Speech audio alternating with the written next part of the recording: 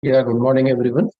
So we saw US market advancing further in on yesterday trade, mainly driven by better than expected results. The expectations for the first quarter results in the calendar year 23 was quite low in US, with the expectation of decline of around 7% in earning in first quarter. Against that, the initial set of results which came in last week has shown better than expected performance, and as such, stocks are showing positive signs over there.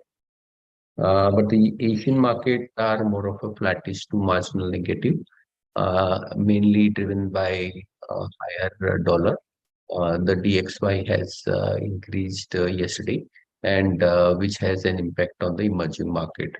Though China has reported GDP better than expected, GDP came in at 4.5 for the first quarter of CY23 versus expectation of 4%, and last quarter, that is fourth quarter of CY22 at 2.9%. So apart from that, if we talk about the commodity are mixed bag, wherein oil has come off from by around almost around $1.5 and trading somewhere at around 85 per barrel in Brent. And against that, iron ore has moved up and is up by around 1.5% in China for today's trade, and the steel is also up by around 1%. The higher GDP has some contribution for the improvement in steel and iron ore prices. So overall, seems more of a sideways market for India as well in today's trade. I'll request technical team to take up from here. Yes, thank you, sir. Good morning, all of you. Today, the market is likely to open on a flattish note, and we are likely to witness some sideways momentum during a day. Yesterday, we have seen some sell-off into the Nifty from 17,850 levels towards 17,570. Somehow, Nifty manages to take a support of 200 DMA and shown a pullback rally and managed to maintain a positive closing above 17,700, which gives some sort of a relief sign. Now, going ahead, as of now, 17,770, 17,800 will act as a strong resistance level. Any move about that level, we expect continuation of this pullback rally towards 17,940 to 18,000 levels on the high side. Whereas on lower end, as of now, the immediate support is placed at 17,640. Any move below that level, 17,530, 17,450 levels can be seen on the downside. Coming towards the Bank Nifty, for today intraday purpose, the support is placed at 42,000 psychological level. Any move about that below that level, we expect a profit booking, which might take a Bank Nifty towards 41,770, 41,500 levels. On the flip side, the resistance is placed at 42,700. Above that level, 43,000 levels can be seen in the high sides. Coming towards the Fin Nifty, 18,990, 19,120 are the crucial resistance level we need to keep eye on it. Whereas the support is placed at 18,700 and 18,550 levels. Coming towards the stock specific, Pulpal really looks very good on the technical setup. The stock is trading in the formation of the high tops, high bottom. It's well placed above all the important moving averages. We believe that the stock has a potential to touch the rate of 1610, 1620 levels on the high side. So one can take a long position at the current market price. Stop loss can be kept at 1535 for a target of 1610. That's it from my end. I request derivative guys to take a call forward. Yeah, thank you, Swati. On the derivative front, looking at the overall open interest, the same that we said yesterday as well. All the data still continues to be positive of open interest PCR and VIX. Also, we are seeing good base formation around the 17,700, 800 and 17,600 strikes. So, most likely you will see further buying from the supports of 17,700 odd. Also 18,000 has the highest open interest amongst calls, so that will be a resistance. Looking at the overall, open interest, we might just see huge short covering action once 18,000 levels is broken out above for Nifty. So, once that breakout comes in, you can go ahead and buy aggressively. Till then, buy with stop loss of 17,650 odd on a closing basis. From a stock specific front, we did see IT sector witnessing selling, and this selling continued in the last couple of trading sessions. So I believe IT is likely to witness further selling going forward. Infosys, TCS, Coforge, LTIM, all of these stocks look weak.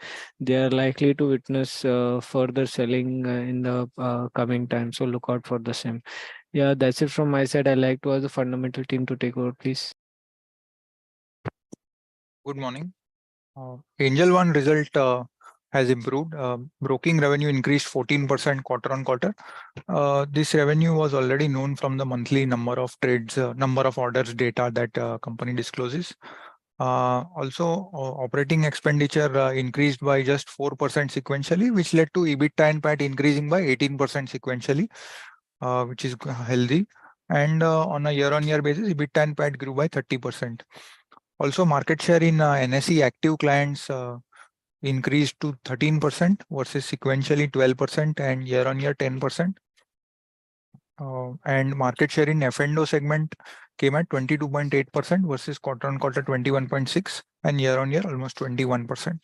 So over last 5-6 months, we have seen a good improvement in the market share in F&O segment. Stock is trading cheap at a PE of 10 times Q4 annualized DPS, which is closer to the lower band since the company got listed a couple of years back. So we think that risk reward is favorable right now with good earnings momentum and valuations on the lower band. So we are positive on Angel One. One IPO will be listing today, Avalon Technologies. We have given avoid rating. Price is 436 per share. Listing is expected to be at the same price. Total issue size was 865 crore, constituting 545 crore OFS, 320 crore fresh issue. Avalon business model is similar to listed companies like Keynes, Sirma SGS, Dixon. That is, they all are contract manufacturers for electronic goods. Avalon specializes in making printed circuit boards, and in most of the cases, it bundles along with other parts like metal wires, and builds a complete box unit and sells it to OEMs. Examples of such box build products are solar inverters, inverters for data centers, railway braking systems, railway signaling system, and such kind of products. Avalon has underperformed listed peers in terms of revenue growth, which was at just 14% in last couple of years, compared to peer group listed peers who have grown at 30%.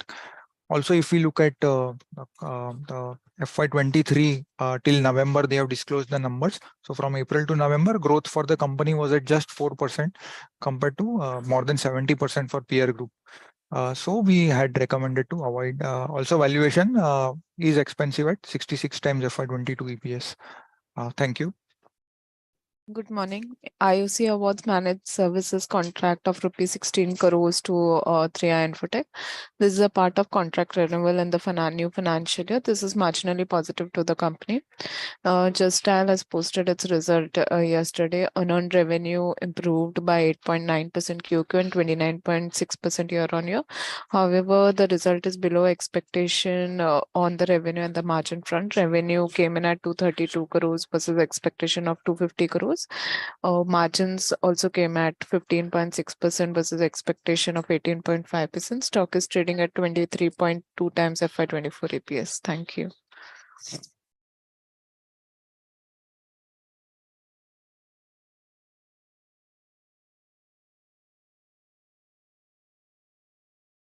So TV18 and Network 18 came up with the numbers. Year-on-year numbers seems quite weak. Though quarter on quarter they are seeing some positive nets. There is a seasonality in the numbers. Generally Q3 is better, but this time we see that there is some improvement as compared to last quarter. So, and apart from that, there are big corporate development which has happened for the company that uh, there is a Geo Cinema which got in the fold of Network 18, and there are large investment which has been made by the Reliance and other investors in the company. So overall result seems okay for both TV 18 and Network 18.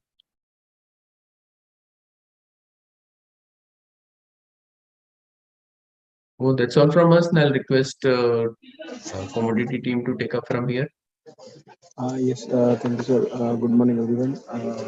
So, in today's session, we might see gold pullback till 60,400 to 500 levels, and again there could be some profit taking from those levels.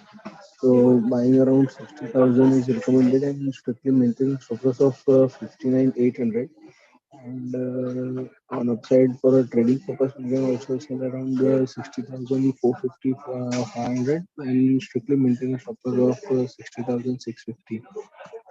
Similarly, silver also, as mentioned, 74,500 seems to be a support area, and pullback is expected from that level, and it might test 75 500 75 700 on higher end, and again witness some selling pressure. Profit taking is expected from that level, so one can strictly maintain a stop loss of 76 300. uh, Crude oil also, we expect some range bound movement from 65.70 to 6,700. So buying on dips is recommended in crude oil. Natural gas also, we recommend to buy around 182 levels and maintain a stop loss of 175. On higher end, we expect 200 levels. Uh, Copper also, yesterday after the fall, we expect some pullback. So pullback is expected till 785, 87 level, and whereby again some selling pressure will be witnessed. So selling and rise is recommended. On we expect 774 levels uh, to be a supportive zone, and from there one can also buy for a pullback. Um, Zinc also, we feel 250 levels is the support area where we expect some buying. So one can maintain a stop loss of 248 for a pullback one can buy. And similarly, 254 one can take profits, and again for a trading purpose can sell, maintain a strict stop loss of 256. That's it from me. I'll ask Utkarsh to take over from here. Thank you, sir. In USD INR, one can create a short position if we get the levels around 82.1 to 82.15 with a stop loss of 82.34 levels with a target of 82.01 and 81.80 levels. In GBP INR, one can create long positions around 61.05 to 61 levels with a stop loss of 60.78 levels for the target of 61.41 levels and 61.60 levels. In GBP INR, one can create long position if we get some profit booking around with the levels 101.35 to 101.40 levels with a stop loss of 101.81 levels for the target of 101.85 and 102.05 levels.